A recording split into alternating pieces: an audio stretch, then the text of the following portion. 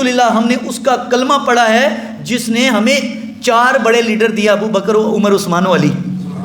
چوروں لٹیروں کو ہم کیوں مانیں؟ ان 2 نمبروں کو کیوں مانیں؟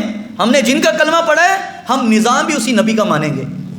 صدیق اکبر فرماتے ہیں سچائی ایک امانت ہے، اور والکذب خیانت، اور جھوٹ جو ہے فرمایا قوم سے جھوٹ خیانت ہے، اور فرمایا والضعیف فیکم قوی عندی۔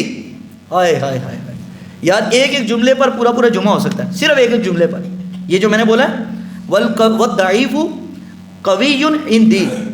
تم میں سے جو بندہ کمزور ہے، جو بندہ کمزور ہے وہ کیا ہے؟ قوی عندی، وہ بندہ میرے نزدیک طاقتور ہے۔ ایسے سے کہتے ہیں جو ماڑا بندہ ہے اس کو کچل دو، جو طاقتور ہے اس کو ٹھیک ہے جناب ہم آپ کے ساتھ ہیں جی۔ ہم جیسے جھوٹے موٹے مولوی بھی، کوئی ماڑا بندہ ہوگا، اے چلے ادھر بیٹھ، ادھر ہو، وہ چودھری ہوگا نا جو ہاتھ میں 1000 روپیہ لگاتا ہوگا، ہم کہیں حضرت صاحب آپ ادھر تشریف رکھیں، انہیں سے چیئر رکھو بھائی۔ ہوتے ہیں مولوی، ہم بھی بڑے کمزور ہیں، ہم یہ نہیں کہہ رہے کہ سارے ہی جناب ہم جیسے ہیں، ہوتا ہے۔ تو ہم حضرت ابو جی کیا فرماتے ہیں کہ جو طاقتور ہے وہ میرے نزدیک کمزور ہے، اور جو کمزور ہے وہ میرے نزدیک کیا جی؟ جو تم میں سے اگر دین سے پھر گیا، مرتد ہو گیا، اسلام کو جس نے ترک کر دیا، اسلام کو چھوڑ دیا، تو کیا ہوگا؟ اللہ فرماتا ہے فَسَوْفَ يَأْتِي اللَّهُ بِقَوْمٍ، اللہ تمہاری جگہ ایک ایسی قوم کو لے کے آئے گا، يُحِبُّهُمْ وَيُحِبُّونَ، وہ اللہ سے محبت کریں گے اور اللہ ان سے محبت کرے گا۔ یعنی جو مسلمانوں میں سے اسلام کو چھوڑے گا، ترک کرے گا، دین سے پیچھے ہٹے گا، تو اللہ فرماتا ہے تمہاری جگہ میں اور لوگوں کو لے آؤں گا۔ اللہ کے لیے کوئی مشکل نہیں ہے۔ آج اگر ہم دین کا کام چھوڑ دیں تو کیا اللہ تعالیٰ نے دنیا میں لوگ ختم کر دی؟ اللہ ہماری جگہ اور اچھے لے آئے گا۔ وہ نہیں کریں گے، اللہ ان سے اچھے لے آئے گا۔ یہ اللہ کی ایک وعدہ ہے، فیصلہ ہے کہ جو بھی ہوگا، یہ نہ کوئی سمجھے کہ میں سمجھوں کہ میری وجہ سے اس مسجد میں دین کا کام ہو رہا ہے، میں نہیں ہوں گا تو نہیں ہوگا، ایسی بات نہیں ہے۔ اللہ کی ذات سب سے بڑی ہے۔ اللہ تعالیٰ جس سے چاہتا ہے وہ دین کے کام کے لیے اس کو منتخب کر لیتا ہے، تو کسی کے اوپر دین نہیں کھڑا۔ اللہ نے مسلمانوں کو بلکہ خبردار کیا ہے کہ یہ نہ سمجھنا کہ میں نمازیں پڑھ رہا ہوں، میں نے اگر نماز چھوڑ دی تو کوئی نہیں پڑھے گا، اللہ اس سے زیادہ اچھے لوگ لے آئے گا۔ یہ اللہ کا وعدہ ہے۔ تلک الایام نداولها بین الناس، اللہ ہے دنوں کو بدل دیتا ہے، دن پھیر دیتا ہے اللہ۔ تو بہرحال سیدنا صدیق اکبر رضی اللہ تعالیٰ عنہ خلیفہ کب بنے؟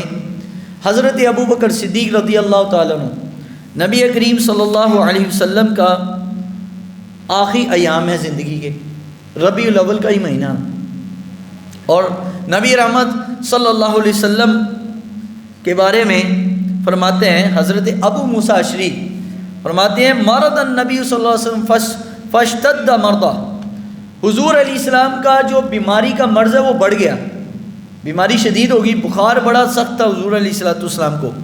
فقال مروا ابا بکر فلیصلی بالناس، حضور نے فرمایا عائشہ ابو بکر صدیق کو پیغام بھیجو کہ وہ لوگوں کو نماز پڑھائے، لوگوں کو۔ یار کوئی پیر بزرگ ولی اللہ دنیا سے جانا ہو نا، جس کو اپنا گدی پر بٹھانا ہو تو اس کو اپنا مصلی لوٹا دے کر جاتا ہے، کیوں؟ کیونکہ اس کو اپنی زندگی میں ٹریننگ کہ اپنے بعد میرے بعد وہ پھر میری سیٹ اس نے سنبھالنی ہے۔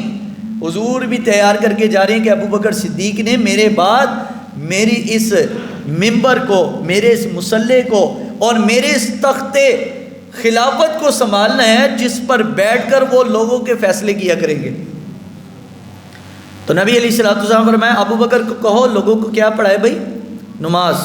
قالت عائشہ یا رسول اللہ صلی اللہ علیہ وسلم انہ رجل رقیق القلب اذا قام مقامک لم یستطیع ان یصلی بالناس، حضرت بی بی عائشہ نے عرض کیا یا رسول اللہ اگر ابو بکر صدیق نے آپ کا مصلی دیکھا خالی، آپ کو نہ پایا، تو میرے والد ابو بکر بڑے نرم دل کے ہیں، ان سے وہ برداشت نہیں ہوگا، وہ مصلی پر کھڑے نہیں ہو سکتے آپ کے، جس مصلی پر آپ کھڑے ہوں تو کیسے ابو بکر صدیق کی جرات ہے کہ وہاں پر اپنا پاؤں رکھے؟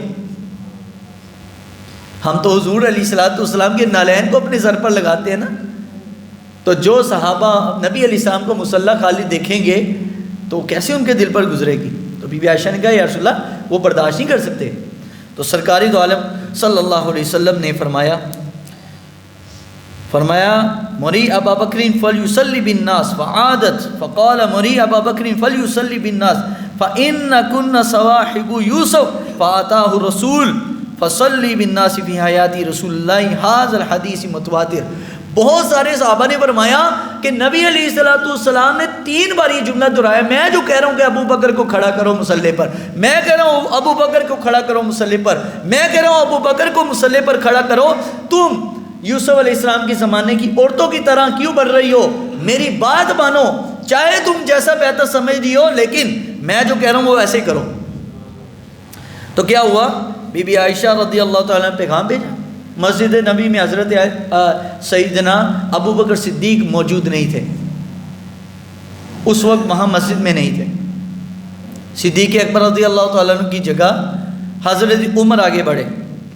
جب حضرت عمر کی آواز بڑی اونچی تھی, اللہ اکبر, بڑی اونچی تکبیر حضرت عمر پڑھا کرتے تھے, تو صدیق حضرت عمر کی آواز نبی علیہ السلام نے سنی تو آقا کریم صلی اللہ علیہ وسلم نے انا رسول اللہ صلی اللہ علیہ وسلم امرهم بالصلاۃ وکان ابو بکر غائبا فتقدم عمر فصلى فقال رسول اللہ صلی اللہ علیہ وسلم لا لا یاب اللہ والمسلمون الا ابا بکر یصلی بالناس. ابو بکر فرمایا اس قوم کو یہ روا اور جائز نہیں ہے کہ جس قوم میں ابو بکر ہوں اس کے علاوہ کسی کو جائز ہی نہیں کہ وہ میرے مصلی پر کوئی اور کھڑا ہو جائے.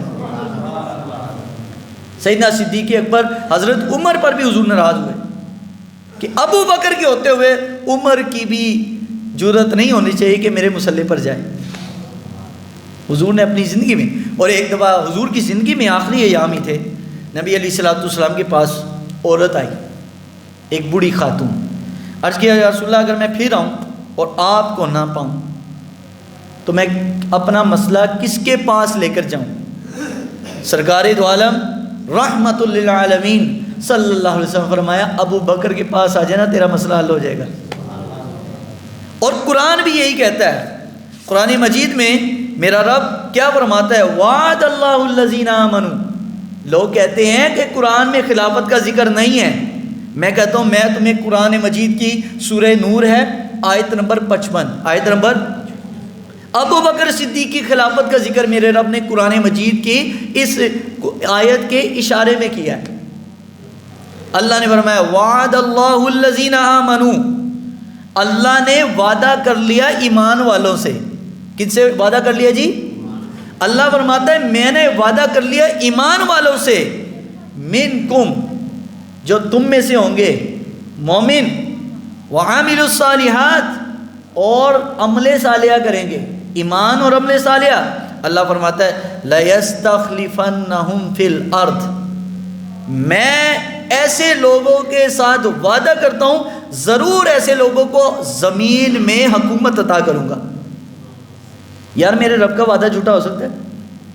اللہ نے سورہ نور کی آیت نمبر 55 میں فرمایا کہ میں وعدہ کرتا ہوں ایمان والوں سے, اور جنہوں نے اپنا عمل درست رکھا کہ ان کو زمین پر کیا دوں گا جی؟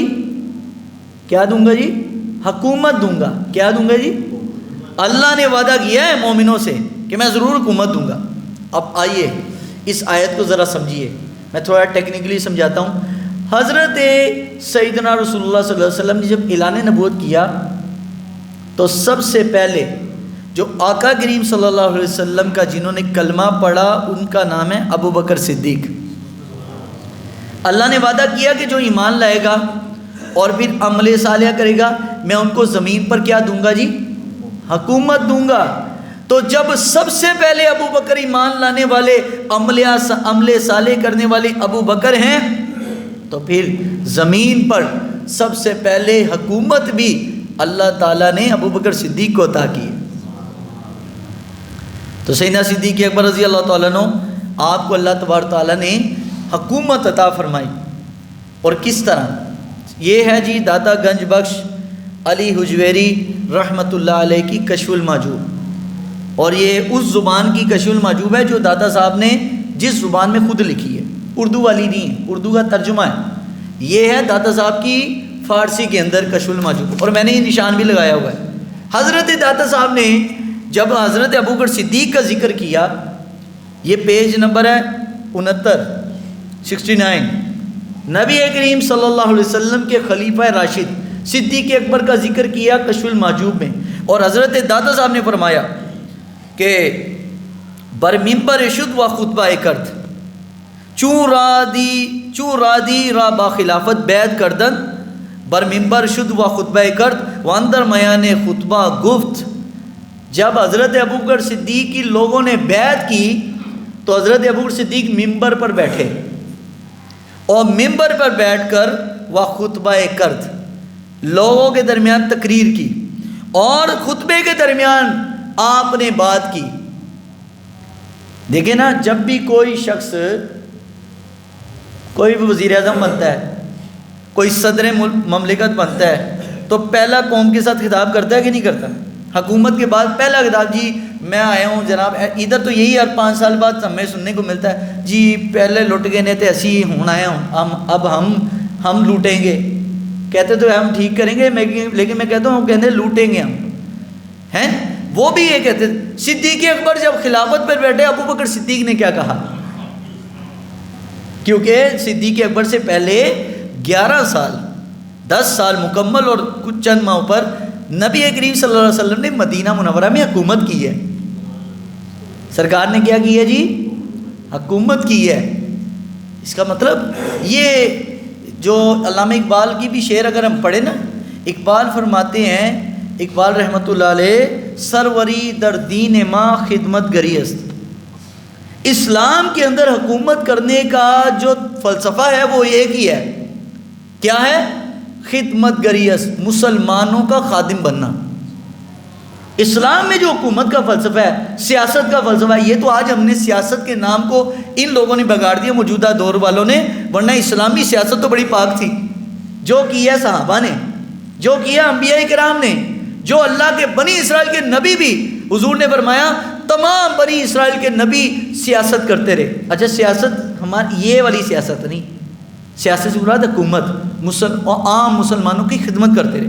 ابوبکر صدیق بیٹھے اور داتا صاحب فرماتے ہیں، یہ داتا صاحب نے بھی بات نقل کی ہے، حالانکہ فقیر کو کیا ہے بھائی سیاست سے، حکومتوں سے. داتا صاحب جیسے درویش کو سیاست اور حکومت سے کیا لینا دینا. لیکن سیدنا صدیق اکبر کی یہ بات حضرت علی بن عثمان داتا گنج بخش علی اجویری نے اپنی کتاب میں نقل کی. فرماتے ہیں واللہ ما کنت حریصا علی الامارہ.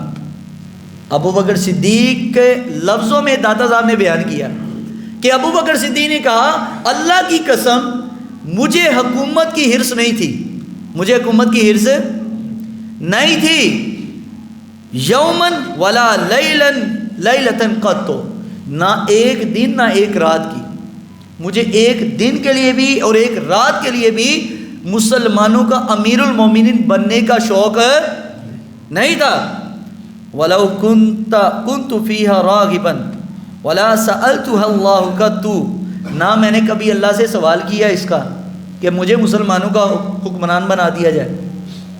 ادھر تو لوٹ خسوٹ جو ہے، اور آپ کو پتہ کیا حالات ہوتے ہیں جب آپ کے ملک میں الیکشن ہوتے ہیں، پیسوں پر لوگ ووٹ لے رہے ہیں، امیدوار کروڑ روپیہ لگا کے اور پھر بیٹھ رہے ہیں اور اس نام پر کہ ہم قوم کی خدمت کریں گے. وہ جنہیں کروڑوں روپیہ لایا ہے تو بتاؤ وہ کروڑ روپیہ لگا کے قوم کی خدمت کرے گا؟ قوم کی خدمت تو یہ لوگ کریں گے. فرمایا ایک دن اور ایک رات کے لیے بھی میں نے رب سے خلافت کا سوال نہیں کیا. ولا فی سر ولا علانیہ، نہ چھپ کر نہ اعلانیہ کہ مجھے بناؤ خلیفہ، میں نے نہیں کیا. وَمَا لِي فِي الْإِمَارَةِ مِنْ رَاحَةٍ، اور میں اپنے لیے حکومت کے اندر سکون نہیں پاتا. سکون ہے نہیں پاتا. یہ پریشانی والی چیز ہے، یہ لوگوں کا بوجھ ہے، وزن ہے. قیامت کو اللہ نے سوال کرنے ہیں کہ آپ کے ہوتے ہوئے اتنے لوگ کیسے مر گئے. آپ کے ہوتے ہوئے بلوچستان کے لوگ اسلام آباد میں احتجاج کریں، ان کو عورتوں کو بالوں سے پکڑ کر نوچ کر بالوں کو ان کو جیلوں میں گھسیٹا گیا. پوچھا نہیں جائے گا قیامت والے دن؟ کشمیر میں بچیاں مر گئی اور تم ایٹم بم لے کر ٹھٹن سردی میں بیٹھے رہے، اللہ پوچھے گا نہیں؟ فلسطین میں بچے بلبلاتے رہے اور ہم کچھ کر نہ سکے، طاقت ہونے کے باوجود بھی اللہ پوچھے گا نہیں. صدیق اکبر نے بھی یہی بات کی, اللہ کی قسم یہ خلافت, یہ حکومت, یہ سکون والی چیز نہیں ہے, قیامت کو اس کا جواب دے رب کی بارگاہ میں ہونا ہے. اور ابو بکر صدیق رضی اللہ تعالیٰ عنہ, آپ رضی اللہ تعالیٰ نے جو بات کی خطبے کے دوران, پہلا قوم سے خطبہ ہے صدیق اکبر کا, اور حضرت عمر نے فقام عمر فتکلم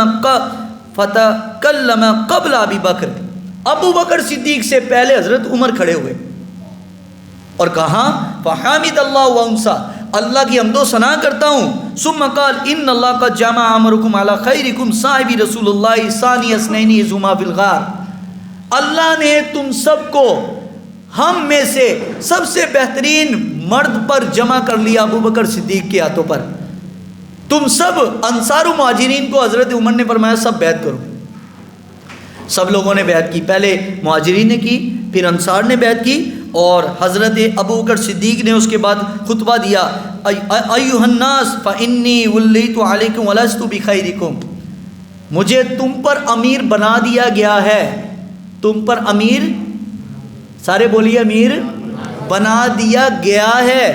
بنا ادھر ہوتا ہے نا امیدوار برائے قومی اسمبلی, امیدوار برائے صوبائی اسمبلی, کروڑوں روپیہ الیکشنوں میں لگا کر امیدوار بنتے ہیں کہ سانو بناؤ, اور یہی تو اسلام کی خوبصورتی ہے.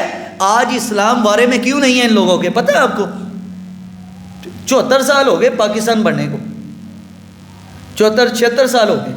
76 سالوں میں ہمیں ابھی تک اسی مخمسے میں ہے. وہ پاکستان بنا کیوں تھا بھائی, کس لیے بنایا تھا اس ملک کو, لوٹ کسوٹ کے لیے. پھر رہتے ہیں انڈیا کے ساتھ ہی بھائی, ہم سے زیادہ خوشحال انڈیا کے مسلمان ہیں. ہم اسلام کے نام پر ہم نے سمجھ لیں کہ ٹکٹ ریل گاڑی میں اسلام کے نام کی کٹوائی, اور ہمیں یہ لوٹ مار مچانے والے کہاں لے گئے. حضرت ابو بکر صدیق نے فرمایا, صدیق اکبر نے فرمایا میں تم پر امیر بنا نہیں بلکہ بنا دیا گیا ہوں, امیدوار نہیں بنے. اسلام کی یہی خوبصورتی ہے, اسلام کسی کو امیدوار بننے نہیں دیتا. اسلام کہتا ہے جو قابل ہے نا سب مسلمان اس پہ جمع ہو جاؤ. یہ کیا, یہ پاکستان میں یہ حالات تب تک ٹھیک نہیں ہو سکتے جب تک خلافت والا فلسفہ نہیں ہوگا کہ جو حکومت مانگ ہی نہیں رہا اس کو دو, جو نہیں مانگ رہا اس کو دو, جو لالچ نہیں رہا, کیونکہ جس کے دل میں لالچ ہی نہیں ہے وہ زیادہ اچھے طریقے سے کام کرے گا. جس کے دل میں لالچ ہوگی اس نے تو پیسہ کمانا ہے, مال کمانا ہے, اور سب جمع خرچ کر کے باہر لے کے جانا ہے. اور حضرت ابو بکر صدیق نے کچھ معذرت کے ساتھ یہ کچھ لوگوں پر یہ باتیں گراں گزریں گی, لیکن یہ ابو بکر صدیق کا خطبہ ہے بھائی, میرا خطبہ نہیں ہے. میں یہ بات کروں تو آپ بے شک میری بات رد کر دیں, نہ مانیں, لیکن یہ جناب ابو بکر صدیق امیر المومنین خلیفہ بلا فضل کا یہ خطبہ ہے. صدیق اکبر نے فرمایا فَإِنْ أَحْسَنْتَ فَأَعِينُونِي, ایک ایک جملہ سونے کے حروف سے لکھنے والا ہے. حضرت ابو بکر صدیق فرمایا, میں اس لیے عربی ساتھ ساتھ پڑھ کے سنا رہا ہوں کہ کہیں آپ یہ نہ کہیں مولوی اپنے والوں لگ گیا ہے. میں اردو میں بھی سنا سکتا تھا. یہ کتابیں رکھنے کا مقصد میرا یہ ہے کہ میں آپ کے سامنے عربی زبر زیروں کے بغیر ہے, سر کوئی زبر زیر نہیں. صدیق اکبر نے فرمایا فَإِنْ أَحْسَنْتَ فَأَعِينُونِي, اگر اچھا کام کرتے مجھے دیکھو تو میری مدد کرو, میری مدد کرو. اور وَإِنْ أَسَاءَتْ فَقُومُونِي, اگر غلط کام کرتا دیکھو تو مجھے ڈنڈے کے ساتھ سیدھا کرو. یہ کون کہہ رہا ہے جی؟ ابو بکر صدیق رضی اللہ تعالیٰ عنہ, جو جن سے اس طرح کا کوئی گمان کر بھی نہیں سکتا, لیکن وہ کیا کہہ رہے ہیں, غلط کام کرتا دیکھو مجھے روکو, مجھے پکڑ کے روکو. فقومونی, کھڑے ہو جاؤ, میرے خلاف احتجاج کرو, کھڑے ہو جاؤ اور روکو مجھے, میں رک جاؤں گا. اور فرمایا الصدق امانتن, الصدق امانتن, صدیق اکبر نے فرمایا سچائی امانت ہے, سچائی, والکذب خیانتن, اور جھوٹ جو ہے خیانت ہے. اب سچا بندہ لائیں کہاں سے جی؟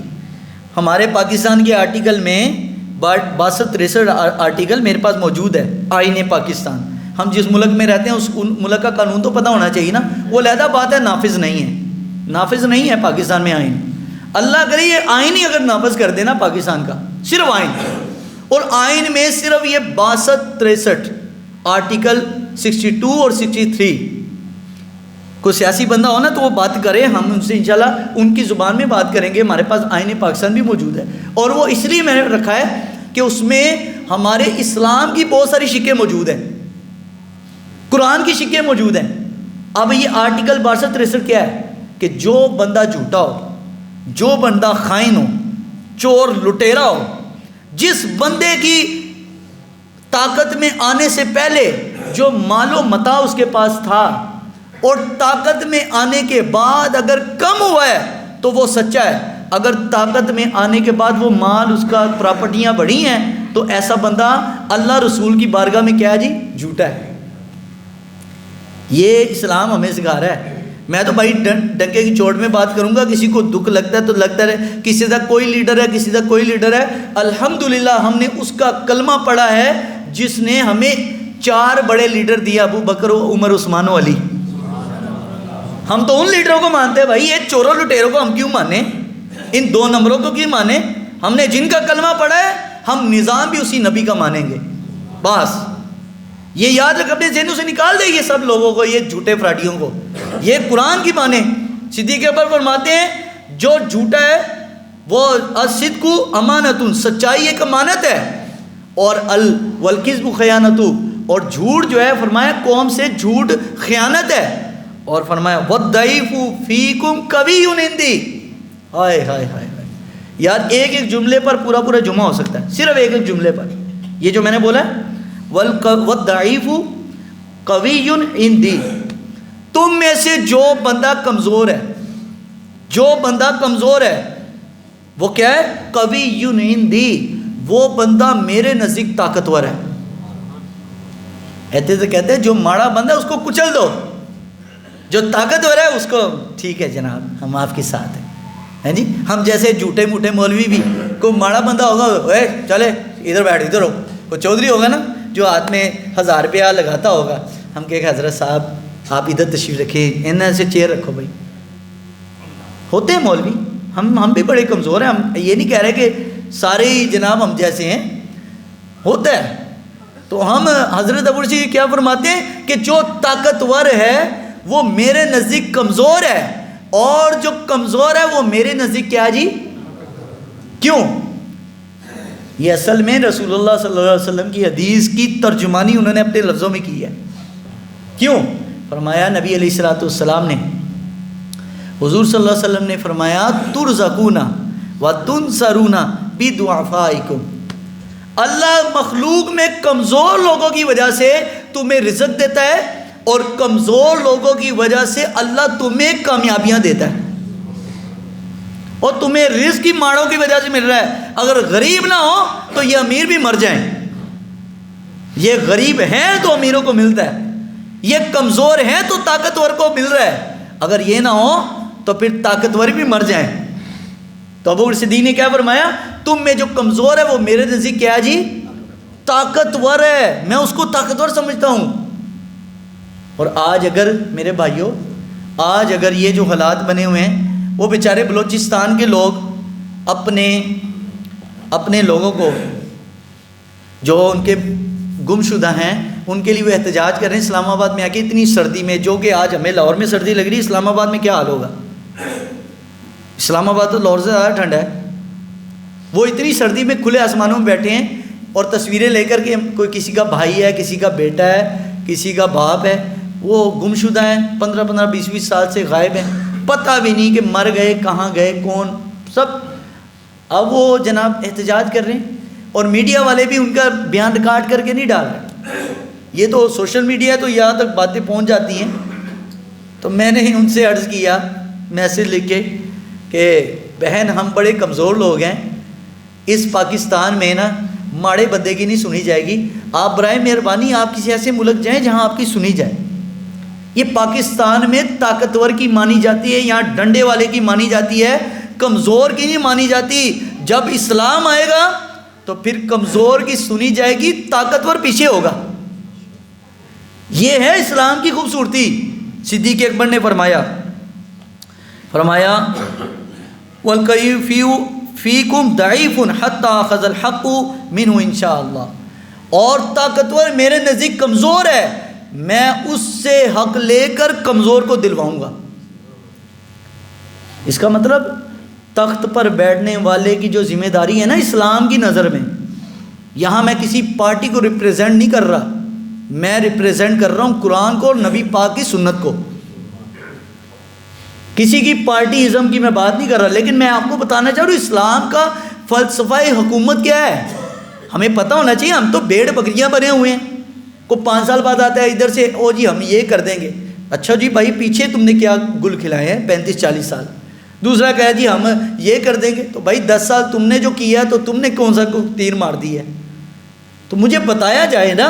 صدیق اکبر فرماتے ہیں میں طاقتور سے حق لے کر غریب کو دلواؤں گا، اور غریب اگر غریب سے کسی نے زیادتی کی تو میں ہوں، میں اس کو حق دلواؤں گا انشاءاللہ۔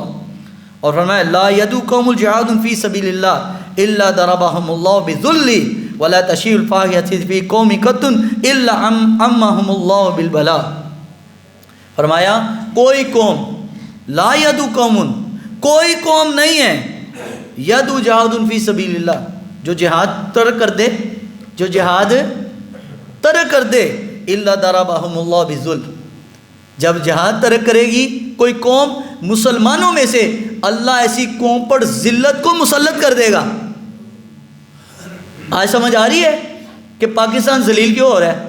پوری دنیا میں پاکستان ذلیل کیوں ہو رہا ہے؟ پوری دنیا میں پاکستان کی عزت ہی کوئی نہیں، واحد جو اٹامک پاور ہے، اور ہمارا پاسپورٹ دیکھ کر تھوک کرتے ہیں باہر کے ملک والے کہ یہ پاسپورٹ یہ ملک ہے۔ یہ چور لٹیرے لچے لفنگوں کو جن لوگوں نے اپنے اوپر مسلط کیا ہوا ہے، اور قوم ہے ایک بریانی کے ڈبے پر بکنے والی قوم ہے، یہ ایک بریانی کے ڈبے پر اپنا ضمیر بیچنے والی۔ کوئی ہے جناب گلی بنا دو ہم تمہارے ساتھ، اور کیوں بھائی؟ نظریات پر اپنے آپ کو بیچو۔ اسلام کا فلسفہ یہ ہے، اسلام اس چیز کا دعوے دار ہے کہ اسلام اس چیز کو پسند کرتا ہے جو بندے کو اللہ رسول سے جوڑ دے۔ فرمایا تم میں سے جو قوم اسلام کو اور جہاد کو ترک کر دے گی، اللہ اس کو قوم کو کیا کر دے گا جی؟ ذلیل ہے۔ یہ ابو بکر صدیق کا پہلا خطبہ ہے جناب، پہلا قوم سے خطاب ہے، اور فرمایا ولا تشیع الفاحشۃ فی قوم قط الا عمہم اللہ بلا، جب کسی قوم میں فحاشی عریانی عام ہو جاتی ہے تو کیا ہوتا ہے؟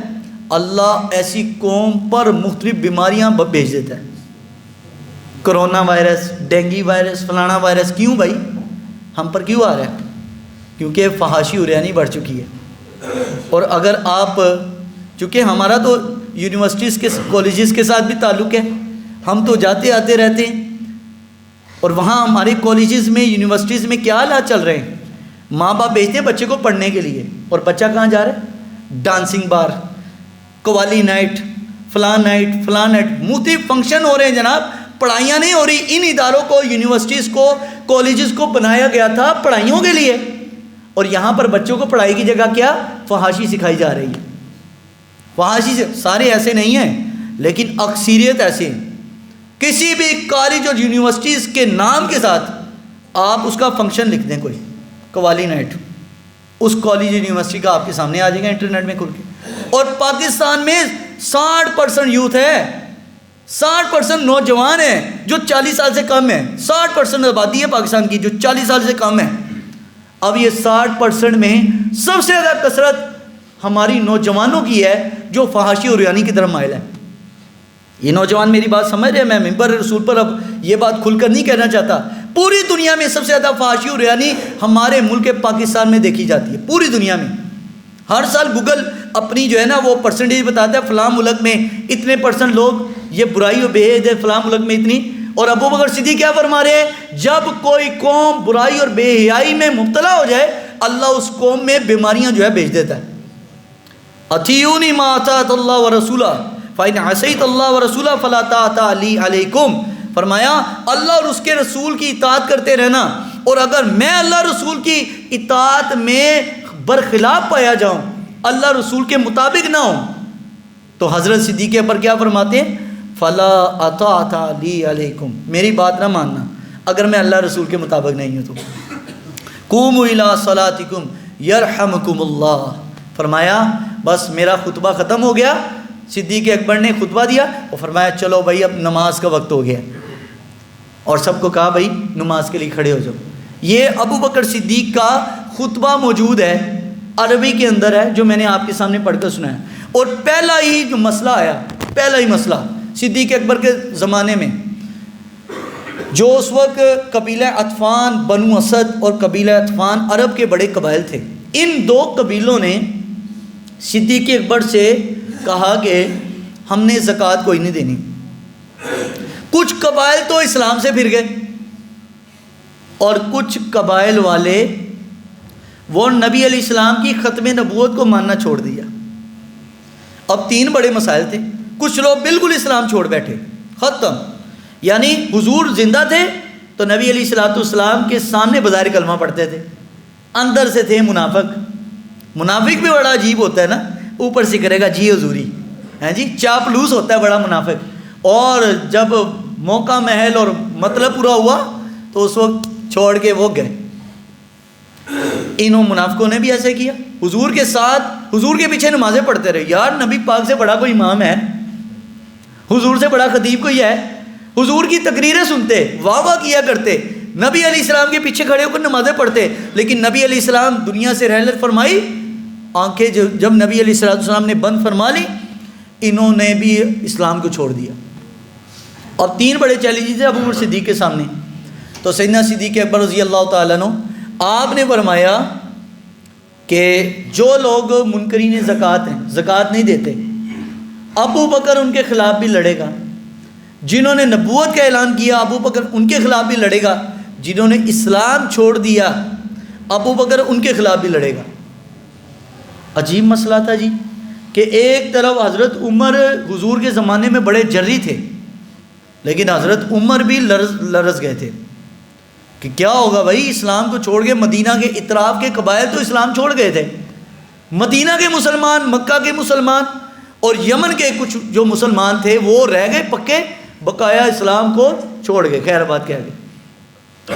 حضرت عمر رضی اللہ عنہ فرمایا ابو بکر سے، صدیق اکبر سے، امیر المومنین ہاتھ اولا رکھیں ذرا، حالات ٹھیک نہیں ہیں، لوگ اسلام چھوڑ گئے ہیں۔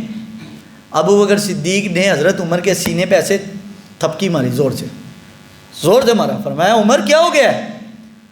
جب حضور کا زمانہ تھا تم بڑے دلیر تھے، آج تم بزدل ہو گئے۔ فرمایا واللہ، وہ قبیلہ اطفان والوں نے کہا کہ ابو بکر سے کہیں کہ ہم اسلام کی ساری باتیں مانتے ہیں، روزہ بھی رکھیں گے، نمازیں بھی پڑھیں گے، جہاد بھی کریں گے، ہم حج بھی کریں گے، ہم سارے کام کریں گے، لیکن صرف ہم نے زکوٰۃ نہیں دینی۔ ابو بکر صدیق نے فرمایا اللہ کی قسم، جو نبی صلی اللہ علیہ وسلم کی زمانہ مبارک میں اونٹ دیتا تھا اور اونٹ کی رسی بھی باندھنے کے لیے دیتا تھا، آج اگر اونٹ دے اور رسی نہ دے ابو بکر اس کے خلاف بھی جہاد کرے گا۔ اور فرمایا جس نے کہا کہ ہم حضور کو بھی نبی مانتے ہیں لیکن مسلموں کو بھی مانتے ہیں، کمپرمائز مسلمان، کمپرمائز کرنے والے مسلمان نا، جس کو کہتے ہیں مصالحت، مفاہمت پسند، دوگلی پالیسی والے مسلمان، اور نہیں ہم ان کے ساتھ بھی ہیں، ہم ان کے ساتھ بھی ہیں، اور نہ بھائی، مسلمان کے سینے میں اللہ نے کتنے دل رکھے ہیں جی؟ کتنے رکھے جی؟ دل بھی ایک ہے، تو دل میں محبت بھی ایک ہی کی ہوتی ہے۔ اللہ نے اور چیزیں دو دی ہیں، دل کی ایک دی ہے، کیونکہ دل بھی ایک ہے، رب بھی ایک ہے، رسول بھی ایک ہے، تو اس کے دل میں محبت بھی ایک ہی کی ہوگی۔ یہ نہیں ہے کہ جناب دل سے اندر سے مسلمان ہیں جی، اندر سے مسلمان تو اوپر سے جی ہم خیر ہے ان کے ساتھ بھی ہیں، نہیں بھائی، اسلام کے جب کہہ دیا نا لا الہ الا اللہ، اقبال نے یہی تو بات کہی تھی، رہ گئی ہے رسم اذاں روح بلالی نہ رہی، فلسفہ رہ گیا مگر تلقین غزالی نہ رہی، مسجد مرثیہ خواہ ہے کہ نمازی نہ رہے۔ مسجد آج رو رہی ہے، اقبال کہتے ہیں مسجد رو رہی ہے، مسجد مرثیہ خواہ ہے کہ نمازی نہ رہے، وہ صاحب اوصاف حجازی نہ رہے. اور وہ حجاز کے وہ جو صاحب اوصاف لوگ تھے، کردار والے مسلمان تھے، وہ تو چلے گئے دنیا سے. آج تو بس ٹکر مار کے ہم جیسے لوگ، ہم جیسے مولوی، خیر میں آپ کی نہیں، میں اپنی بات کروں گا، یار کوئی ناراض نہ ہو جائیں. میں اپنی بات کروں گا کہ میں اپنے آپ سے بھی بعض دفعہ کہتا ہوں یار میری نماز اسلام کو کیا فائدہ دے رہی ہے. میں تو اپنے لیے نماز پڑھ رہا ہوں، میں تو تقریر کر رہا ہوں اپنے لیے، میری واہ واہ ہو جائے. جناب یوٹیوب پہ ہزاروں لوگ دیکھیں گے تو واہ واہ کریں گے. ہمیں بھی بعض دفعہ اپنے نفس ہمارا بولتا ہے تو ہم کبھی کہتے ہیں یار میں اسلام کے لیے کیا کر رہا ہوں. لیکن چلو ہم کہتے چلے یار تھوڑا بہت لگے تو ہوئے نا، اللہ اس میں اخلاص بھی پیدا کر دے گا. لگے تو رہے نا، جھوٹا موٹا ہی لگے رہے یار. ہم جھوٹا موٹا بھی نہیں ہے نا آج اسلام کے ساتھ وفادار. صدیق اکبر رضی اللہ تعالیٰ آپ نے مانعین زکوٰۃ کے خلاف جہاد کیا، پہلا جہاد. اور مانعین زکوٰۃ جب مان گئے وہ زکوٰۃ دینی شروع کر دی انہوں نے. ابو بکر صدیق نے ان کو چھوڑ دیا، پھر آزادی دی، معافی دے دی. پھر موقع آیا ان لوگوں کا جنہوں نے نبوت کا دعویٰ کیا تھا. اب یہ مسئلہ بڑا، لوگ کہتے ہیں کہ قادیانیوں کے خلاف آپ ذرا نرم لہجہ رکھیں بھائی، قادیانی بھی غیر مسلم ہیں. اور میں نے کہا بھائی غیر مسلم، آج ایک کمپنی، یہ مائک ہے نا، یہ جس کمپنی کا اس کا ایک کاپی رائٹ ہے بھائی. اس نام کا دوسری کمپنی مائک نہیں بنا سکتی، اس کی کاپی بھی نہیں کر سکتی. کیوں؟ وہ کہتے ہیں ہمارا کاپی رائٹ ہے، یہ ہم نے پہلی دفعہ ہم نے بنایا ہے. جب ایک کمپنی اپنا کاپی رائٹ دوسرے کو یوز کرنے نہیں دیتی تو بھائی ہم کیسے یوز کرنے دے کہ کوئی اپنے آپ کو مسلمان کہے اور رسول اللہ کی ختم نبوت نہ مانے. قادیانی تو قادیانی عام کافر نہیں ہے، یاد رکھے قادیانی کافر ہیں لیکن مرتد کافر ہے. کیا جی؟ مرتد کافر کا مطلب یہ سمجھ لیجئے، اور کافر عیسائی بھی رہتے ہیں ہمارے پاکستان میں، کوئی مسئلہ نہیں. ہندو سکھ رہ رہے ہیں، کوئی مسئلہ نہیں. پارسی رہ رہے ہیں، کوئی مسئلہ نہیں. ہمیں قادیانیوں سے پرابلم کیوں ہے بھائی؟ کیوں؟ مسجدیں بھی وہ بنا رہے ہیں، وہ داڑیاں بھی رکھتے ہیں، وہ نمازیں بھی ہماری طرح پڑھ رہے ہیں. اور کچھ قادیانی خبیث تو ہماری پاکستان والوں نے ان کو ویزے ایشو کیے، وہ حج کے لیے بھی چلے گئے، حج بھی کر رہے ہیں اور نبی پاک کی ختم نبوت کو نہیں مان رہے. ہم کہہ رہے ہو یار ساری عمارت بنا لی ہے تو اس پوری عمارت کا نام ہی بدل دو نا، اس کا قادیانیت رکھ دو، اس کا اپنے مذہب کا نام. لیکن وہ کہتے ہیں ہم مسلمان ہیں، یہ جو مرزا کانے کو نہیں مان رہے یہ کافر ہیں. تو ہم الحمدللہ یہ واحد ملک ہے ہمارا پاکستان دنیا میں جنہوں نے قادیانی کو کافر ڈکلیئر کیا ہوا ہے اپنے آئین کے اندر. اور یہ اعزاز جاتا ہے بھٹو کے اوپر، اللہ تعالیٰ اس کو غریق رحمت کرے جو اس نے یہ کام کر دیا. پاویں انہوں پھانسی لاتا ہے اور وہ کہتا ہے کہ مجھے سزا اسی کی ملی ہے اور کوئی نہیں. قادیانیوں کو کافر ڈکلیئر کروانے کی سزا اس کو دلوائی گئی، لیکن اس نے پھانسی پہ جانا قبول کر لیا. اس نے کہا میں بڑا گناہ گار آدمی ہوں، لیکن امید ہے کہ قیامت کو سرکار اسی وجہ سے شفاعت کر دے. تو دیکھیں اس بارگاہ میں نا، اس بارگاہ میں جو سودا قبول ہوتا ہے نا وہ یہ ہے کہ کوئی اللہ رسول کی قربانی کیا دے رہا ہے. تو صدیق اکبر نے ان کے خلاف جہاد کا اعلان کیا. مسلمانوں کی 35,000 فوج گئی اور ابو بکر صدیق نے ایک قانون بنایا تھا. بس یہ آخری بات کہہ کے ختم کر رہا ہوں. ایک قانون بنایا، اپنے ایک بل پاس کیا، سمجھ لیں. اب آپ لوگ سمجھ جائیں گے کہ اس دور میں اسمبلیوں میں ایک بل پاس ہوتا ہے. ابو بکر صدیق نے بھی رضی اللہ تعالیٰ نے بھی ایک بل پاس کیا اور کہا کہ جی میں یہ کہتا ہوں کہ میرے اس دور میں جتنے بھی بدری صحابی ہیں، بدر میں جو گئے تھے، وہ تمام بدری صحابہ کرام رضوان اللہ تعالیٰ اجمعین اب کسی جہاد میں نہیں جائیں گے. وہ نبی پاک کے تبرکات ہیں، لوگ صرف ان کی زیارت کریں گے. انہوں نے جنگ میں نہیں جانا. اگر یہ شہید ہو گئے تو لوگوں کو ہم کیا دکھائیں گے کہ پہلی اسلام کے لیے جو جنگ ہوئی تھی اس میں کون لوگ تھے؟ فرمایا یہ نہیں. لیکن جب ختم نبوت کی جنگ ہوئی ہے نا، آپ نے اپنا بنایا ہوا آئین خود توڑ دیا. آپ نے فرمایا اب نبی پاک کی ختم نبوت کی جنگ ہے، ناموس رسالت کا مسئلہ ہے. اب بدری ہو یا غیر بدری، تمام لوگ اب میدان عمل میں آئیں. اب 1,00,000 بندہ، وہاں مسلمہ کذاب نے، اسود انسی نے 1,00,000 بندہ اب جھوٹ ہے، لوگ کہتے ہیں نا یار قادیانی اگر غلط ہیں تو ان کے ساتھ لوگ کیوں ہیں، فلاں غلط ہے اس کے ساتھ اتنی عوام کیوں ہیں، فلاں غلط ہے اس کے ساتھ، او بھائی یہ شروع سے چلا آ رہا ہے۔ ابو بکر صدیق کی مخالفت میں، حضور کی ختم نبوت کی مخالفت میں 1,00,000 لوگ بندے جمع کر لیے مسلمان نے، تو زیادہ بندے ہونا کسی کے حق ہونے کی دلیل ہے؟ بولیے نہیں ہے۔ حضرت علی کے مقابلے میں خوارج نے کتنی فوج نکالی؟ 50,000 بندہ حضرت علی کے مقابلے میں، مولا علی۔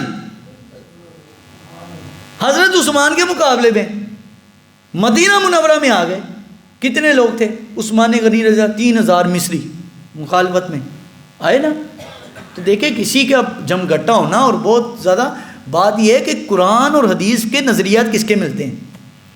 تو خیر جنگ سٹارٹ ہوئی تو آخر میں نا وہ پریشان ہو گئے مسلمان کہ یار جب وہاں سے وار مارتے ہیں نا، وہ جو جھوٹے نبوت کے دعوے دار مسلمہ کذاب کے ماننے والے تھے، وہ جو وہ مارتے تھے تلوار سے وار، وہ بھی کہتے تھے اللہ اکبر، مسلمان بھی ادھر سے اللہ اکبر۔ اچھا نماز کے ٹائم وہ ادھر سے بھی اذانیں ادھر بھی اذانیں، وہ مسلمان کہتے ہیں یار جائیے تو جائی کتنے؟ ہاں جی چاروں پاسے اذانیں ہو رہی ہیں، بھائی کس مولوی کی مانیں؟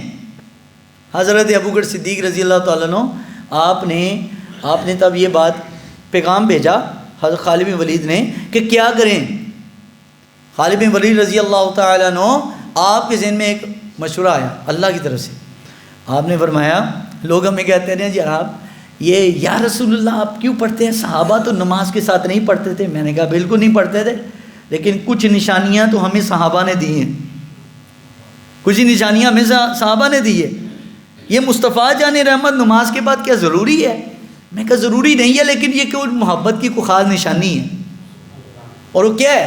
حضرت سیدنا ابو بکر صدیق رضی اللہ تعالیٰ کے جو سپہ سالار تھے، آرمی چیف خالد بن ولید، یہ مسلمانوں کی اسٹیبلشمنٹ تھی اس زمانے کی، جو مسلمانوں نبی کی غیرت کے لیے کٹ مرنے کو تیار تھی۔ آج ہمیں ایسے جرنیل چاہیے، ایسے سپہ سالار چاہیے، اللہ ہمیں ایسے سپہ سالار نصیب کرے۔ تو حضرت ابوبکر صدیق نے، آپ نے بالآخر حضرت خالد بن ولید نے پیغام بھیجا، جب وہاں سے اللہ اکبر کہہ کے وہ وار کرے نا تو تم نے اللہ اکبر نہیں کہنا، تم نے اللہ اکبر فرمایا کیا کہیں پھر؟ فرمایا جب وہ اللہ اکبر کہے، اپنے اور بیگانوں میں پہچان کروانی ہے نا، تو وہ اللہ اکبر کہے تو تم نے کہنا یا محمد آہو یا رسول اللہ۔ البدایہ والنہایہ کے اندر لکھا ہے کہ یا رسول اللہ کہنا ہے۔ صحابہ کہتے ہیں پہلے اللہ اکبر کہہ رہے، ہماری جسم میں جان نہیں تھی، یار مسلمان کو کیسے مارے؟ وہ بھی اللہ اکبر کہہ رہے ہیں، ہم بھی کہہ رہے ہیں۔ کہا اب تم نے یا محمد آہو یا رسول اللہ کہنا ہے۔ جب یہ کہا فرمایا جسم میں ایسی پاور آئی کہ وہیں پر 1,00,000 لوگوں میں سے اکثریت تو بھاگ گئے، اور تقریباً 20 سے 25% کو کاٹ دیا وہیں پر صحابہ نے، اور یہ مسلمانوں نے جنگ جیتی۔ تو بار کہنے کا عرض یہ ہے کہ صحابہ کے دور میں بھی بڑے بحران آتے رہے، لیکن صحابہ مسلمانوں کے لیے اپنا سب کچھ قربان کرنے کو تیار تھے۔ ان کی بھائی باہر کے ملک پراپرٹیاں نہیں تھیں، وہ جھوٹے لٹیرے لچے لفنگے نہیں تھے، وہ اپنے ملک میں جینے والے اور اپنے ملک میں مرنے والے تھے۔ کاش کہ اللہ تعالیٰ پاکستانی قوم کو حقیقی جو ہے بیداری عطا فرمائے۔ وآخر دعوانا الحمدللہ رب العالمین۔